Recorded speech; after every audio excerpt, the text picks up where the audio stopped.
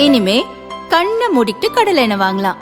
ஏன்னா மந்த்ரா கடலை எண்ணெய் இதயத்தின் தயாரிப்பு. வறுக்க பொரிக்க ஏன் எல்லா சமையலுக்கும் மந்த்ரா தான். மந்த்ரா கடலை எண்ணெய், அபார ருசி, ஆரோக்கியமான உடல் நலம்.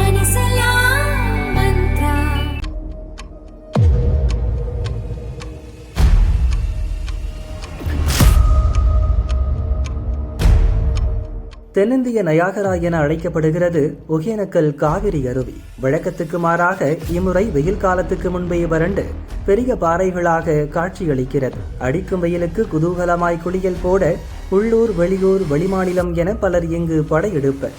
கோடை காலத்தில் நீர்வரத்து குறைவாக இருந்தாலும் குளிக்கவும் பரிசல் சவாரி செய்யவும் சிறந்த இடம்.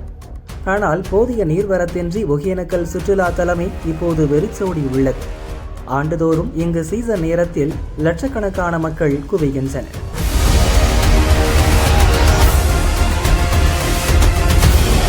முறையாக சீர்படுத்தி மேம்படுத்தினால் இப்போது மக்கள் கூட்டம் பெருகி வருவாயும் உயரும். கவனிக்காமல் விட்டதால் சென்ற மாதம் 2000 1500 கன அடி, சென்ற வாரம் 500 700 கன அடி என்று வெறும் 200 கன அடி நீர்வரத்து மட்டுமே உள்ளது.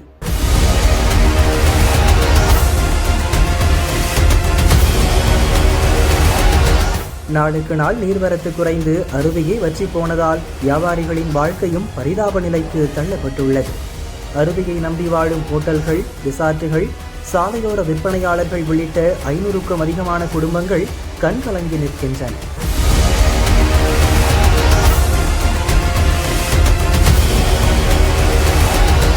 கர்நாடகாவின் கபினி, ஹேமாவதி அணைகளில் நீர்த்தேக்கம் அதிகரித்தாலும் தமிழகத்துக்கு குறைந்தபட்ச நீரும் விடப்படவில்லை. காவிரி ஒப்பந்தத்தை மீறிய இந்த நடவடிக்கை சுற்றுலா தலத்தின் தனித்துவத்தை மறைத்துள்ளது. தமிழக அரசு கர்நாடகாவுடன் சுப்ரீம் கோர்ட் உத்தரவின்படி பேச்சு நடத்தி அணைகளில் நீர் திறக்க வேண்டும். ஒகேனக்கல் தொழிலாளர்களுக்கு சிறப்பு நிதி உதவி அளிக்க வேண்டும் என கோரிக்கை வலுத்துள்ளது. நாங்கள் சின்னதாக ஒரு கடை வச்சிருக்கோம். சோப்பு, ஷாம்பு, சீக்கா விற்கிறோம். எங்களுக்கு தண்ணி வரும்போது கொஞ்சம் வியாபாரம் விற்குது. தண்ணி இல்லாதப்ப எங்களுக்கு டவுன் தான். இந்த வியாபாரம் கம்மி, தொழில் ஜனங்க இல்லை, அதனால எங்களுக்கு வியாபாரம் கம்மியா இருக்கு. நாங்க இதை நம்பிதான் பொழைச்சிட்டு இருக்கிறோம். இதுக்கு தவிர எங்களுக்கு வேற தொழில் எங்களுக்கு கிடையாது. இங்க ஜென்ஸுங்களுக்குலாம் மசாஜ் பண்றதுக்கு லைசன்ஸ் கொடுத்துருக்காங்க. லேடிஸ் மசாஜ் பண்றதுக்கு கம்மியா தான் கொடுத்துருக்காங்க. இந்த ஊருக்கு 6 வருஷமா கடை வைக்கிறேன் நான். எங்களுக்கு இன்னும் லைசன்ஸ் கொடுக்காத இருக்காங்க.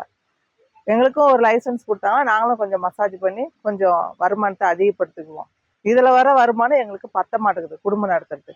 நாங்க என்ன பண்ண போறோம்? இந்த தொழிலை விட்டுட்டு வீட்டுல தான் இருக்கணும். வருமானம் இல்லாதப்ப அப்புறம் எங்கேயாவது கடன் வாங்கணும். வருமானத்துக்கு சாப்பாடு சாப்பிட்றதுக்கு கூட கடன் வாங்கணும். இல்லை ரேஷன் அரிசி இந்த மாதிரி தான் சாப்பிடணும். அதை தவிர எங்களுக்கு என்ன இருக்குது இந்த ஊர்ல பொழைக்கிறதுக்கு இது ஒரு தொழில் தான் இருக்குது. நிறைய பேர் ஒவ்வொரு மசாஜ் பண்றாங்க, கடை வச்சிருக்காங்க, சமைக்கிறாங்க. எல்லாத்துக்கும் லைசன்ஸ் இருக்கு. எங்களுக்கு ஒரு லைசன்ஸ் கொடுத்தா நாங்களும் கொஞ்சம் நல்லா இருப்போம். சார், நான் ஒகேனக்கல்ல பரசலோட்டு தொழில் செஞ்சுட்டு இருக்கிறேன். இங்கே சுமார் 432 பேர் இருக்காங்க. என் பேர் துரைராஜ், பரசலோட்டு லைசன்ஸோட இருக்காங்க. இதில் என்ன பார்த்தீங்கன்னா, நீர் அதிகமாக இருக்கும் காலகட்டத்தில் நம்மளுடைய மாவட்ட நிர்வாகம் தடை செஞ்சிடறாங்க. அப்பயும் நாங்கள் தொழில் இல்லாமல் பாதிக்கப்படுறோம். அதுக்கான மானியமோ எந்த ஒரு நிவாரண நிதியும் எங்களுக்கு மாவட்ட நிர்வாகத்தின் வாயிலாகவோ தமிழ்நாட்டின் வாயிலாகவோ கொடுப்பதில்லை. அதே மாதிரி பார்த்தீங்கன்னா, வெளிநாட்டு கடலில் மீன் பிடிக்கிறவங்களுக்கு நீர்வரும் காலத்திலோ அந்த குஞ்சு பிரிக்கும் காலத்திலோ அவங்களுக்கு நிவாரண நிதி கொடுக்குறாங்க. அது வெளிநாட்டு மீன்பிடின்னு சொல்றாங்க. உள்நாட்டு மீன்பிடியாக நாங்கள் இதில் பரசலோட்டு தொழில் ஈடுபடும் போது எங்களுக்கு எந்த ஒரு நிவாரண நிதியும் கொடுக்கறதில்ல. மேலும் இந்த மாதிரி மழையில்லாத காலத்துல, தண்ணி வறண்ட காலத்திலையும் டூரிஸ்ட் வர்றதில்ல. அந்த டூரிஸ்ட் வராத காலத்திலையும் நாங்கள் எங்களுடைய குடும்பம் ரொம்ப ஏழ்மை நிலைக்கு தள்ளப்படுகிறது. ஏன்னா எந்த ஒரு பசங்களை படிக்க வைக்க முடியறதில்ல. மேற்கொண்டு எந்த ஒரு வசதியும் எங்கள் குடும்பத்தை ரன் பண்றதுக்கான போதிய வருமானம் இருக்கிறதில்ல.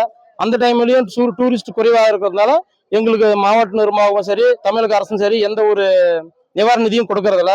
ஆகையால் நீங்க தயவு செய்து இந்த நீர் அதிகமாக வரும் காலத்திலும் சரி, நீர் குறைவாக இருக்கும் காலத்திலும் சரி, 432 பேர் இருக்காங்க பரசலோட்டு தொழிலாளர்கள். அவங்களுடைய கருணை காட்டி ஏதோ உங்களால் முடிந்து நிதியுதவி கொடுக்குமாறும் பரசலோட்டு தொழிலாக நாங்கள் கேட்டுக்கொள்கிறோம் ஐயா.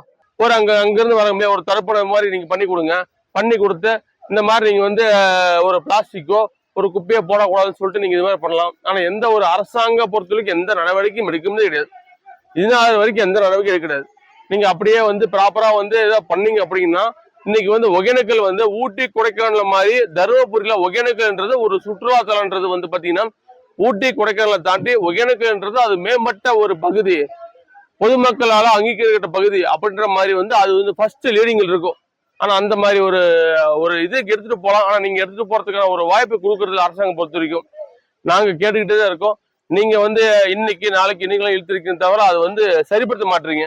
ஒரு குப்பையும் கூடமும் மாதிரி ஒகேனக்கல் காட்சியை தவிர ஒரு என்ன சொல்றது, ஒரு சுகாதாரிக்கப்பட்ட ஒரு சுற்றுலாத்தலமா ஒகேனக்கல் இன்னைய வரைக்கும் வர கிடையாது. ஏன் வர கிடையாது அப்படின்னா நாங்க கரெக்டா இருக்கிறோம். மசாஜ் பண்றவங்களாகட்டும், பரிசு ஓட்டுங்களாகட்டும், நாங்க கரெக்டா இருக்கிறோம். நாங்க வந்து கவர்மெண்ட்டுக்கே வேலை செய்யறோம். அவங்க என்ன சொல்றாங்களோ அதுக்கு தகுந்த மாதிரி நம்ம பண்ணிட்டு நம்ம போயிட்டு இருக்கிறாங்க. நீங்க என்ன பண்றீங்க அப்படின்னா நீங்க வந்து வர சுற்றுலாத்தலத்துக்கு வந்து நீங்க ஒரு ஃபுல் ஒரு என்ன சொல்றது ஃபுல் ஒரு ஒரு ஃப்ரீனஸ் கொடுத்துறீங்க. அவங்க வரட்டும், எங்க வேணா குடிக்கட்டும், எங்க வேணா பாட்டில் உடைக்கட்டும், எங்க வேணா குப்பையை போட்டு பிளாஸ்டிக் போட்டோம் அப்படின்ற மாதிரி நீங்க பண்ணி கொடுத்துறதுனால எங்களுக்கு என்ன பாதிக்குது அப்படின்னா தண்ணியும் பாதிக்குது. தண்ணி குட்டை தண்ணி மாதிரி இருக்குது. ஒகேனக்கல் வர ஃபால்ஸ் பிலிகூன்ல இருந்து 7-8 கிராம தாண்டி, ஊட்டமலை தாண்டி, ஏரிக்காடு தாண்டி, சத்திரம் தாண்டி, காலனி தாண்டி, மொத்தமா 7-8 வில்லேஜ் தாண்டி தான் ஃபால்ஸுக்கு வருது. 7-8 கிராமத்துக்கு முன்னாடி நீங்க ஏன் அந்த இது பண்ண மாட்டேங்கிறீங்க? அங்கேயே குளிக்க விடுறீங்க. நீங்க அங்க நீங்க குளிக்கவும் விட்டுறீங்க, பாட்டில் உடைக்கவும் விட்டுறீங்க, நீங்க குப்பையை போக விடுறீங்க. அதெல்லாம் சேர்ந்து ஒதுங்க வருது. வர சுற்றுலா பயணிகள் என்ன பண்றாங்க? ஆனா ஒகேனக்கல் வந்தாலே இங்க என்னப்பா மொத்தம் இங்க டிச்சு குப்பை மாதிரி இருக்கு, இங்க பிளாஸ்டிக் பக்கெட் இருக்குது, பிளாஸ்டிக் இருக்குது, டம்ளர் இருக்கு, தண்ணி இருக்கு, மொத்தமா வந்து இப்ப குப்பை அது மாதிரி இருக்கு, பாட்டில உடச்சு வச்சு போட்டுறாங்க. நம்ம எப்படி இறங்கி குளிக்குதுன்னு சொல்லிட்டு பயப்படுறாங்க. இப்போ தண்ணி வந்து ரொம்ப கம்மியாயிட்டு இருக்கு. சரிண்ணா. உங்களுக்கு வந்து வாழ்வாதாரமே இதுதான். ஆமாண்ணா. உங்களுக்கு வந்து வாழ்வாதாரம் சமைப்பு, மீன் பிடிக்கிற, எண்ணெய், ஆயில் வசதி. இப்போ வந்து தண்ணி ஃபுல்லா ட்ரை ஆயிடுச்சுன்னா உங்களோட வாழ்வாதாரம் எந்த அளவுக்கு தள்ளப்படும்? அரசுக்கு என்ன? அண்ணே, ஒரு வருஷத்துக்கு வந்து 12 மாசம், 12 மாசத்துல 6 மாசம் வந்து தண்ணியே இல்ல. ஒகேனக்கல்ல தண்ணியே வராது.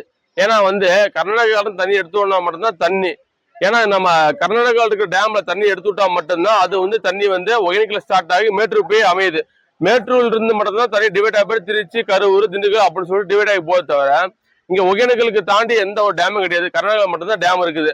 இப்படிங்க பட்சத்துல 6 மாசத்துக்கு தண்ணி இல்ல, ஒண்ணு இல்ல. நாங்க பாட்டுக்கு நாங்க விவசாயம் பண்றது இல்லை. இங்க விவசாயம் பண்ண முடியாது. இந்த பூமியில இங்க வந்து நெல்லோ, சோளமோ, கம்போ வந்து இங்க விளையாது.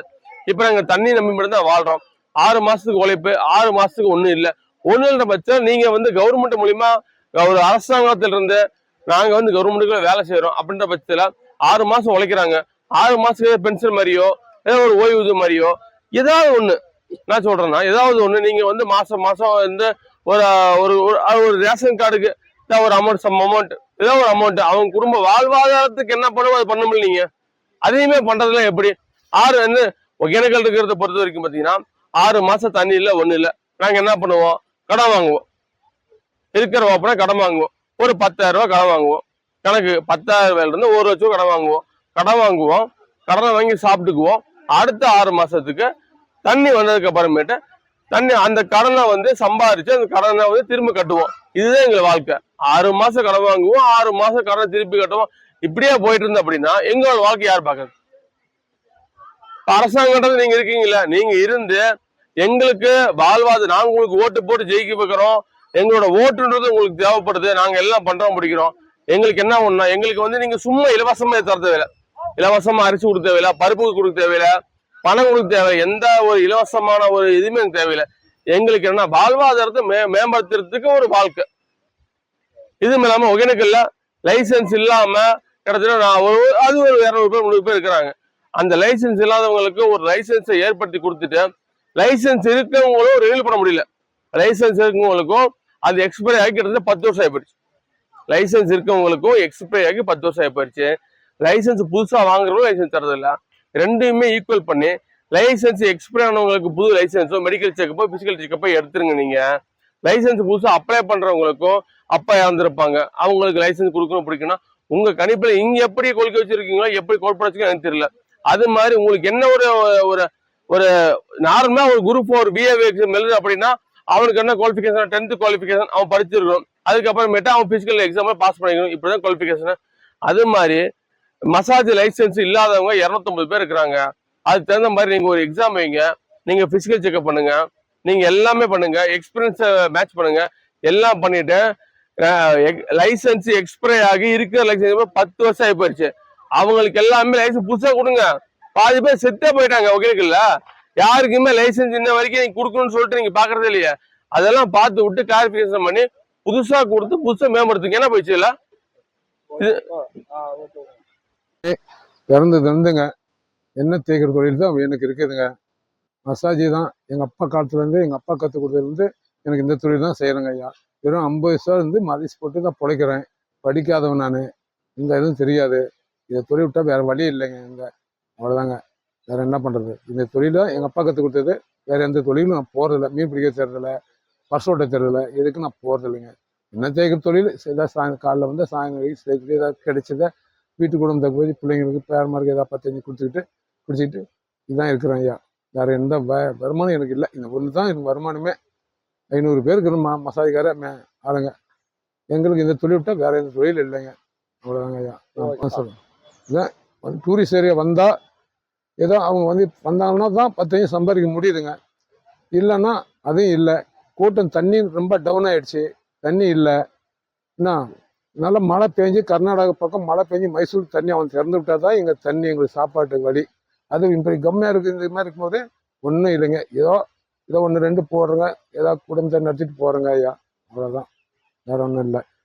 இதுதான் தொழிலே. வேறு வந்து இதெல்லாம் தொழில் எங்களுக்கு இல்லை. அரசாங்கம் நம்ம என்ன எதுவும் செய்யலைங்க. அரசாங்கம் என்ன போய் செய்யுது? நம்ம வருமானத்தை தான் போய் சாப்பிட்டு போகிறாங்களே தவிர்த்து அரசாங்கம் நமக்கு எந்த படியும் அழுகலை, ஒன்றும் அழுகிற எதுங்களுக்கு எங்கேருந்து கொடுத்துல ரேஷன் அடிச்சுக்குது. வேறு ஒன்றும் இல்லைங்க. அதுதான் கதி எங்களுக்கு போடுறாங்க. அது ஒன்று தான் எங்களுக்கு போடுறாங்க. அதாவது வேறு எதுவுமே உதவி செய்கிற பழக்கம் இல்லை. எந்த உதவியும் செய்யலை, எங்களுக்கு கொடுக்குறதில்ல. இதுதாங்க இருக்கிறது எங்களுக்கு வருமானம். நாங்கள் பெங்களூர்ல வந்தோம். பட் இந்த இடத்துல வந்து வாட்டர் இல்லை, ஒன்றும் இல்லை. இப்போ வந்து டூரிஸ்ட் பிளேஸ்னு வந்து நாங்கள் பார்க்கலான்ட்டு ஒன்றுமே இந்த இடத்துல தண்ணி இல்லை, ஒன்று போட்டிங் எதுவும் போகல. இந்த இடத்துல ரொம்ப கஷ்டமாக இருக்குது. அதுக்கு எதனா கொஞ்சம் இந்த பக்கம் கவர்மெண்ட் எதனா கொஞ்சம் உதவி பண்ணால் டூரிஸ்ட் பிளேஸ் கொஞ்சம் நல்லா இருக்கும். அதுக்கு எதனா பண்ண முடியுமான்னு தெரியல. வந்து ரொம்ப எதிர்பார்க்காம நான் ஏதோ எதிர்பார்த்து வந்தோம், நல்லா இருக்குன்னு சொல்லி சுற்றி பார்க்கணும் வந்தோம். பட் இந்த இடத்துல ஒன்றுமே இல்லை. தண்ணி கொஞ்சம் கூட இல்லை. ரொம்ப வேதனையாக இருக்குது. வந்துட்டு ரிட்டர்ன் போகிறதுக்கு வர முடியல. அது மாதிரி கஷ்டமாக இருக்குது. பெங்களூர்ல வந்தோம் நாங்கள். பட் இந்த இடத்துல வந்து 170 கிலோமீட்டர் இங்கே பெங்களூர்ல நாங்கள் வந்துட்டோம். வந்து இந்த இடத்துல பார்க்கும்போது இந்த இடத்துல சுத்தமாக தண்ணி ஒன்றுமே இல்லை. போட்டிங் போகிறதுக்கு கேட்டாலும் அங்கே வந்து போக முடியாதுன்னு சொல்கிறாங்க. அந்த மாதிரி சுச்சுவேஷன் இருக்குது தண்ணி இல்லாமல். ரொம்ப ரொம்ப கஷ்டமாயிட்டு இருக்குது. இப்போ நாங்கள் என்ன பண்ண ஒன்றுமே புரியல. எல்லாமே பிளேஸ் நல்லா இருக்குன்னு சொல்லிட்டு நாங்கள் பெங்களூர் கிளம்பி வந்தோம். நாங்கள் இந்த இடத்துல வந்து தண்ணி இல்லை, ஒரு பிளேஸு ஒன்றும் இல்லை. ஸோ வந்து ரிட்டர்ன் எப்படி தான் கிளம்பி நாங்கள் போகணும். அதுக்கு